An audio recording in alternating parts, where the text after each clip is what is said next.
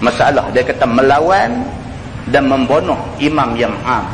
Ni pula dia kata boleh tak boleh lawan kerajaan, boleh tak boleh sampai ke peringkat nak pergi bunuh pemerintah yang duk pegang kerajaan yang duk ada, boleh tak boleh. Dia kata sesungguhnya adalah imam-imam am, yakni khalifah ataupun sultan ataupun raja besar ataupun pemerintah negeri, itu ada yang adil dan ada yang zalim. Dia kata pemerintah ni biasalah, mana-mana negara dalam dunia pun ada pemerintah yang baik, ada pemerintah yang tak baik. Mana-mana tempat ada macam tu. Manusia kan, manusia ni ada baik ada tak baik, biasa dia kata.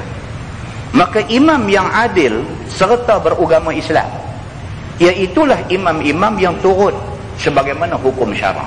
Ini pemerintah yang betul-betul baik, betul-betul Islam adalah yang ikut hukum syarak 100%. Yang ni nombor satu paling baik, dia kata. Yakni memerintah ia sebagaimana adalah hukum Allah dan Rasulnya. Dia perintah negeri ikut macam mana Quran dengan hadis mau, macam tu cara dia perintah negeri. Begitu. Dan yang zalim itu ialah imam-imam am yang tiada berjalan sebagaimana di dalam hukum Allah dan Rasulnya. Dia kata hak tak bagus ni, dia kata dia memerintah tak ikut Quran hadis, tak ikut. Dia ikut dia punya suka. Sekiranya imam-imam am itu zalim, maka hendaklah diengkarkan apa mungkar yang didatangkannya. Dia kata kalaulah pemerintah ni pemerintah zalim, dia tak ikut Quran, tak ikut hadis, maka hendaklah diengkarkan. Maksudnya hendaklah dinasihat mereka itu. Sekali dia diterang, yakni disebutkan dan dikhabarkan barang yang didatangkannya itu salah pada hukum syarak. Nasihat dia. Bila nampak dia tak betul, dia gelong, mesti kena ada orang yang boleh menasihati dia. Dia nasihat dia. Kena ada satu kumpulan orang yang boleh menasihat dia. Sebaik-baik orang yang boleh menasihat pemerintah ialah mufti lah. Mufti kena nasihat, kena bagi tahu, sama ada melalui telefon ke, buat appointment masuk pergi jumpa ke, ataupun tulis surat kirim pergi bagi sampai kat dia ke apa ke, kena tegur, kena bagi tahu ni cara buat ni tak betul. Kata pasal apa? Pasal dalam agama kata macam ni. Kena nasihat dia. Pasal bukan semua orang Melayu Islam ni reti tentang agama. Seperti mana bukan semua orang Arab reti tentang Quran dan hadis. Walaupun dia ni mak dia Arab, pak dia Arab, beranak keluar main di hospital Arab, bercakap Arab, tak semestinya dia reti Quran dengan hadis. Tak mesti. Maka siapa pun perlu dinasihati. Nak nasihat bagi kena cara. Kita jadi pak, anak kita nak nasihat kita, kalau dia main-main dia kata, pak pun tak guna, dia isap rokok kat. Angkat apa kat gua? Walaupun isap rokok tu memang tak bagus, tapi cara anak kita tegur kita tu, dia main kata kat kita lagu tu, dia kata pak pun tak guna, dia isap rokok kat.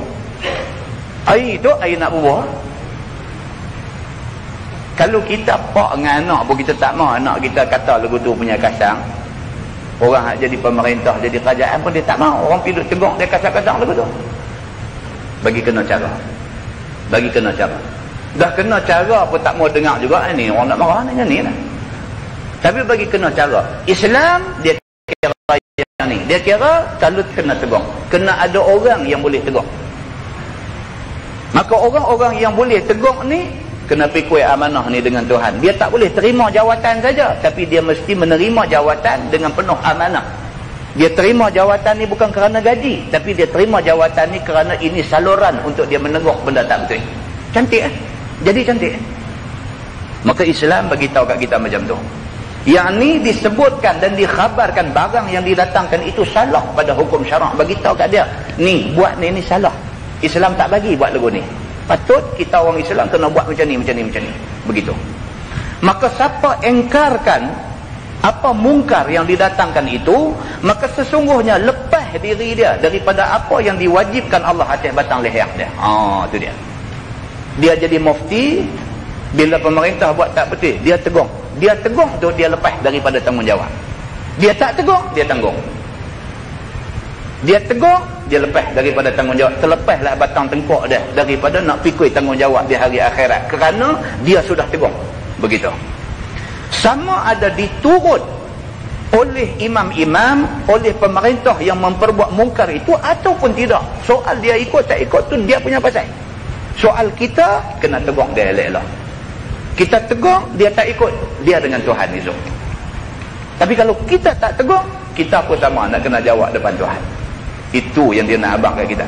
Tetapi apabila dibiarkan dan didiamkan, nescaya berdosa atas yang mendiamkan serta tahu membantahnya itu. Kita tahu hak dia buat tak betul, tapi nak tegur tak terbit. Nak tegur dia tak terbit, nak tegur dia tak terbit. Esok di hari akhirat terbit taik kita ni. Dia jadi lagu tu. Jangan tu buat pasal benda boleh tegur. Soal dia nak turut, dia tak turut, tu soal dia dengan Tuhan. Soalnya kewajipan kita menegur yang tu. Dan kita guna saluran paling cantik untuk dia. An Ummi Salamah anin Nabi sallallahu alaihi wasallam qala innahu sayakunu alaikum a'immatun ta'rifuna wa tunkirun. Diriwayatkan daripada seorang daripada isteri Nabi sallallahu alaihi wasallam, nama dia Ummu Salamah radhiyallahu anha, tu tolong perbetul, ditulis wa anhu. Namanya Ummu Salamah radhiyallahu anha, ha tu buat ha alif. Daripada Nabi sallallahu alaihi wasallam sabdanya, bahawasanya lagi akan ada jadi atas sekalian kamu imam-imam am, yakni pemerintah yang mengetahui sekalian kamu akan perkara baik dan perkara yang berbetulan dengan hukum syarak diperbuatnya, dan tahu sekalian kamu akan perkara yang boleh sekalian kamu engkar dan larang dan jauh daripadanya. Maka sabda Nabi sallallahu alaihi wasallam lagi, faman ankara faqad bari'a wa man kariha faqad salima walakin man radiya wa taba'a. Maka engkarkan dan larang dengan kuasa tangan kamu ataupun dengan mulut kamu akan mungkar yang dibuat oleh pemerintah itu. Itu dia kata kat kita, kamu kenal pemerintah ni baik ke tak baik, kamu kenal. Nabi kata macam tu, kamu boleh kenal dia ni baik ke tak baik, boleh kenal. Soalnya ialah Nabi kata, kalau sekiranya dia pemerintah yang tak baik, maka hendaklah kamu tegur dia. Nabi kata, kita jangan ingat manusia ni betul semua. Bukan kata pemerintah, ustaz-ustaz pun kadang gelong juga, kadang-kadang gelong juga. Jadi perlu kepada orang untuk menasihat dia, perlu. Ustaz-ustaz pun kena mengaji juga, kena mengaji. Dia mesti kena ada orang lain untuk dia rojok. Sama ada yang dia rojok tu guru dia, ataupun yang dia rojok tu kawan-kawan dia, ataupun dia kena ada juga orang yang dia boleh rojok. Dan dia kena bagi kuasa kepada orang untuk tegur dia kalau dia tak betul. Dia kena. Pasal apa? Ini check and balance. Check and balance. Kalau tidak, tak lagi dia rasa dia betul. Dia kena ada orang boleh tegur dia. Dia pesan dah, dia percaya dekat satu orang kawan baik dia. Misalnya, dia pesan dekat kawan tu, hang, aku bagi amanah dekat hang. Kalau hang nampak aku gelong, hang tolong tegur aku. Dia kena ada macam tu. Jadi bila nampak ni sikit, kawan tu nanti call dia ni. Awak nampak? Okey. Terima kasih, dia dah. Terima kasih. Tapi kalau dia ni, dia dah sampai satu peringkat, dia rasa tak ada siapa dah boleh tegur dia, dia saja boleh tegur orang. Habis. Itu bermula kerosakan pada diri dia. Apatah lagi orang yang tidak ada ilmu agama untuk nak kontrol hidup dia. Lebih-lebih lagi dia perlu dengar nasihat orang. Begitu. Maka pemerintah ni dia kata mesti ada orang yang boleh tegur dia. Dan orang-orang ni tegur tengok kemampuan. Ada orang tegur pakai kuasa yang ada kat dia. Kalau dia wakil rakyat bawah, menteri atas kena tegur dia. Kalau dia menteri, Perdana Menteri kena tegur dia. Kalau dia Perdana Menteri, mufti-mufti kena tegur dia. Dia kena ada orang boleh duk kontrol dia. Begitu. Maka dia kata barang siapa yang melihat pemerintah buat tak betul ini, maka hendaklah dia tegur pemerintah ini. Maka dengan tegur itu terlepas daripada batang leher dia akan hukum syarak yang bergantung atasnya tentangannya itu. Dan jikalau mati ia dengan sebab engkarkan yang demikian itu, maka mati syahid dia. Kalau dengan kerana dia nak pergi tegur tu, dia kena hukum, yang hukuman tu akhirnya membawa dia kepada mati, mati itu di sisi Allah syahid, dia kata. Kerana dia nak buat benda baik. Begitu. Dan siapa yang tiada kuasa engkar dengan tangannya dan mulutnya kerana jahilnya ataupun lemahnya, dia tak boleh nak pergi tegur kemungkaran ni. Pasal apa? Pasal dia sendiri pun jahil juga, ataupun dia tak jahil, dia tahu benda tu salah tapi dia lemah. Dia rasa dia tak mampu lah nak pergi tegur. Dia takut. Misalnya, kalau dia tegur, dia boleh kena tindakan sekian-sekian. Jadi dia lemah. Begitu. Tetapi jauh ia sebab benci dia, tapi dia tak suka benda tu tak betul, dia bawa diri dia jauh daripada benda mungkar ni. Begitu. Maka sejahtera ia daripada bala mungkar yang diperbuat oleh imam-imam am itu. Maka dia terlepas daripada dosa mungkar tu. Dia nak tegur tak berani. Tuan-tuan tahu, pencegah maksiat aduk kerja ni susah mereka ni. Orang main report kat mereka, kata rumah alamat sekian-sekian selalu duk jadi benda mungkar. Satu orang laki-laki balik perempuan sedangkan mereka ni tak menikah. Pencegah maksiat pi ketuk pintu, dia buka pintu, dia keluar parang ladin.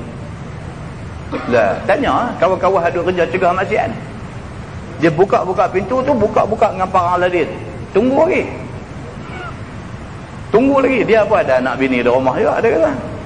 Dengan kerana syekh ni punya pasal dah cunggit kan.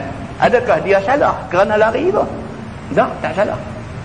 Pasal apa dia tak salah? Sebab dia tahu kalau dia randuk pi juga, dengan kelemahan yang ada pada dia randuk pi juga boleh mengakibatkan macam-macam benda jadi kat dia. Maka dia lari itu tidak salah bagi dia, kerana dia dah langkah pi nak cegah benda-benda mungkar macam ni. Dia macam tu. Kita ada tengok kok jauh duk condemn dia, tak boleh lah. Duk kata apa je pi lari pasal apa? Boleh kan, kawan tu lari, kita pi duk kata dia pi lari pasal apa? Dah hampir tu pi. Memanglah kita nak komplain orang senang lah. Kawan tu kalau kena, kalau mati terus habis senang. Kalau terbelah belakang jahit 12 jarum kan.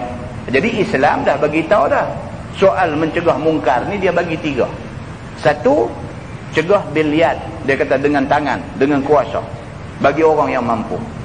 Tak boleh pindah pihak nombor 2. Nombor 2 bil lisan, cegah dengan nasihat. Tak boleh juga bil qalb, dengan hati, tak suka kepada benda tak betul ni. Tak boleh juga, dia kata cegah dengan hati itu adalah selemah-lemah iman. Kalau kita pi suka pula dengan benda mungkar, kita tidak ada iman.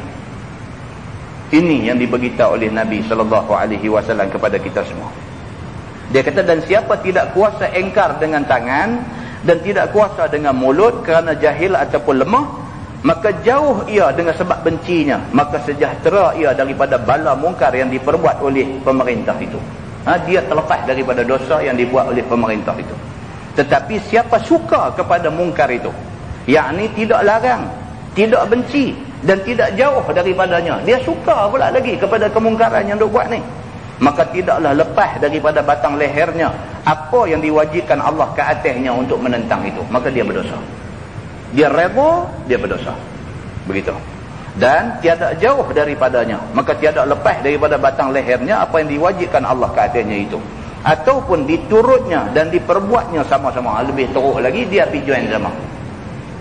Nak sambut tahun baru, panggil main segala konsep menyanyi riuh rendah, kan? Kita nak pergi cegah, tak boleh lah. Kita lemah. Takkan kita nak pergi duk punggah balai mereka buat pentas apa, puak-puak ni main menyanyi menari apa semua, kita pergi duk punggah. Kita punggah balai tu, kita masuk balai kan? Jadi kita tak boleh lah nak buat lagu tu. Tak boleh buat lagu tu, macam mana kita boleh buat? Kita boleh nasihat. Tu peringkat kedua, nasihat anak kita, nasihat jiran sebelah menyebelah rumah kita. Tak usah duk pi lah tempat-tempat macam tu. Pi sekali lagi kalau apa-apa jadi, apa tanggung depan Tuhan esok. Kita tu usah duk pi. Anak kita jangan langkah keluar daripada rumah malam ni. Takat tu kita boleh buat. Tak boleh juga yang tu pun sampai nak tegur pun takut zat ni lagu mana ke, depa kata pengganas ke apa ke pula zat ni. Tak berani nak tegur tu pun. Pindah habis nombor 3, hati tak suka. Hati tak reda. Tengok pentas tu pun kita dah tak suka dah. Kita tunjuk kata kita tak suka dengan benda-benda mungkar. Dia kata jangan zat ni pergi duk tengok orang buat pentas, naik pergi duk gencok sekali di atas. Yang ni karut, dia kata. Bukan setakat hang tak suka, bukan setakat hang tak pergi duk tegah mungkar, hang pergi naik ambil bahagian lagi atas tu. Ayat ni tak mau, dia kata. Maka tidaklah boleh, dia kata, diperbuat sama-sama benda tu dengan ditunjukkan jalan harusnya dengan helah ataupun dengan bertulis terang. Tolong pihak abang pula kat depa, sebenarnya benda ni tak berdosa, kata. Kita pula pihak abang kata tak ada salah apa, Allah setahun sekali nak seronok kita kata. Islam pun tak marah. Tidur kata lagu tu. Maka orang dengar cakap kita, Orang dengar cakap kita, orang kata sungguh buat benda ni tak salah. Pasal apa? Ni pasal ustaz ni kata tak salah. Tanggung kita benda ni. Begitu. Baik, sambung hadis tu. Faqila ya Rasulullah afala nuqatiluhum qala la ma sallu. Maka apabila didengar oleh sahabat Nabi sallallahu alaihi wasallam akan sabda Nabi yang demikian itu, lalu bertanya mereka itu kepada Nabi dengan kata mereka itu, ya Rasulullah, maka adakah tidak kami boleh membunuh dan memerangi pemerintah yang memperbuat mungkar itu? Ni sahabat yang jenis agresif ni. Ni daripada kata pengganas ni. Dia kira dia duk dengar kata pemerintah duk buat mungkar apa lagu ni kan, dia dah tak boleh doa, mata pun merah, dia nak jadi nak marah dan tu punca. Terus tanya Nabi, tanya satu soalan yang cukup sensitif. Dia tanya Nabi apa? Dia kata, ya Rasulullah afala nuqatiluhum. Ya Rasulullah, pemerintah hak macam ni kita pergi bunuh bang lah, boleh tak boleh pergi bunuh dia ni? Dia nak main merah je mata kan. Nabi pun tengok, dia ni nampak kasar. Maka jawab Nabi SAW, tidak boleh diperangi dan tidak boleh dibunuh. Nabi kata tak boleh. Tak boleh dia buat macam tu. Kata tak boleh. Tak berkenan kat dia, tapi nak bunuh dia. Tak boleh. Islam tak bagi kita buat sampai ke peringkat tu. Tak boleh, Nabi kata. Dan tak boleh diturunkan daripada menjadi imam. Tak boleh nak penjatuh dia secara kasar. Tak boleh juga, Nabi kata. Selama pemerintah itu sembahyang 5 waktu. Nabi kata selama mana dia satu orang yang semayang. Maknanya dia dari segi menerima Allah sebagai Tuhan, dia terima Allah. Maka jangan guna cara kekerasan untuk nak betulkan dia. Tapi nasihat dia elok-elok dulu. Nabi kata begitu. Yakni selama ia di dalam Islam dan cukup berakal dan masih mengerjakan sembahyang 5 waktu, dia masih Islam. Dia satu orang yang masih waras.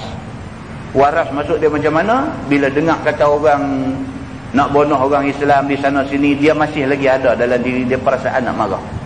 Tengok orang Islam di Afghanistan kena bunuh, dia ada perasaan Islam tu. Berasa nak marah pasal orang Islam kena bunuh di Afghanistan. Ada lagi akal dalam diri dia. Dan dia satu orang yang dikenal pasti masih sembahyang lagi dan sebagainya. Maka membunuhnya adalah dilarang oleh agama. Begitu. Dan kata At-Tirmizi, ini hadis hasan lagi sahih. Dia kata, dan boleh lihat pecahan masalah ini di dalam syarah Muslim bagi Imam Nawawi pada bab wujub ta'atil umara. Dia kata kalau nak rujuk lebih panjang lagi, tengok dalam kitab syarah Muslim yang ditulis oleh Imam Nawawi di bawah tajuk wajib mentaati pemimpin.